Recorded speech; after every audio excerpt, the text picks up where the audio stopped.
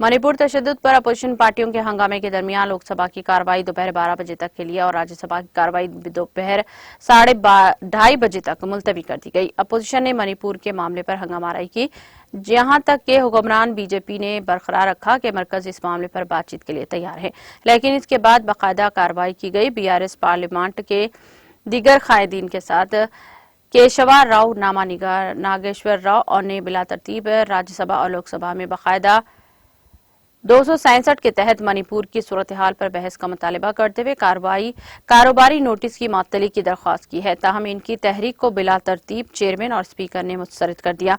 दिन भर दोनों ऐवानों की मीटिंग के फौरी बाद अपोजिशन अरकान पार्लियामेंट मणिपुर के सूरत हाल पर बहस का मुतालबा करते हुए अपने पैरों पर खड़े हो गए। उन्होंने नारेबाजी भी लगाई। लोकसभा के स्पीकर ओम बिरला ने वक्फे सवालात शुरू किया और अराकीन से अपनी नशिस्तें संभालने की अपील की है।